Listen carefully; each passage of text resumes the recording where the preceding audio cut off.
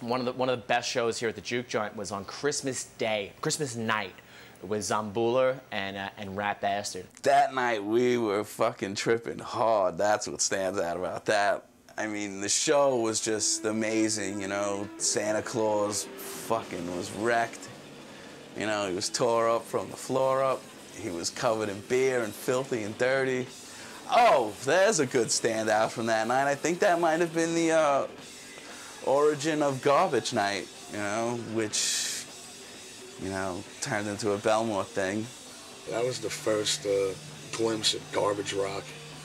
Those guys were the pioneers of fucking madness, you know. I can't, you know, it's like you'd go out and get a garbage bag from the dumpster, cut it open, and just start hurling trash at people. And every Zombula show was great. You never knew what you were gonna get.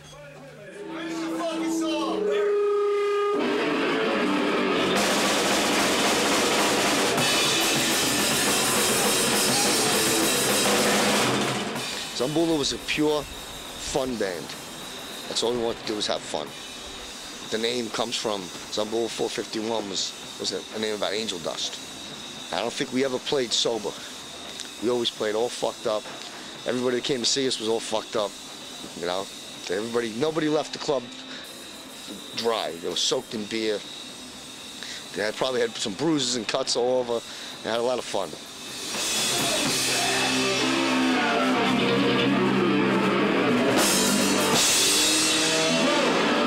I guess you fucked with the wrong Chris Kringle. Michael Bianco, the oldest of the Bianco boys, the Bianco 3, he made the flyer, and on the bottom it said, instead of like bring your own beer, it said bring your own garbage. And I was like, ah, that's pretty funny. But people brought their own garbage. It was actually Ronald told me. He called me up. He's like, oh, make the flyer, and put BYOG on the bottom. I'm like, what is that? He's like, bring your own garbage.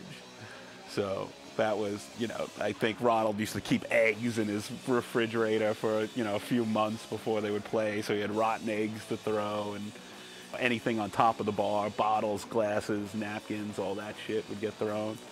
I don't know, it's just kind of fun. It's more interesting than just standing there. All our friends packed into a little bar, you know, drinking all night, you know, on the floor with no stage, you know, getting my amplifier knocked over 5 times, being out of tune. The mood was, hey, Zombula's going to play, and not only is Zombula going to make a spectacle out of themselves, we're all going to make a spectacle out of ourselves. And everybody pretty much did. There was always just violence on people's minds, and you know, and Zombula never really discouraged anybody from being violent. So it was kind of the guessing, or you know, when is shit going to fall apart and people just going to start beating each other with guitars. Zombula was a force of nature. They just would start playing, and people who like would go to work in a suit and tie would be naked, throwing stuff and stabbing people. And that, you know, if you can do that, you're way beyond band.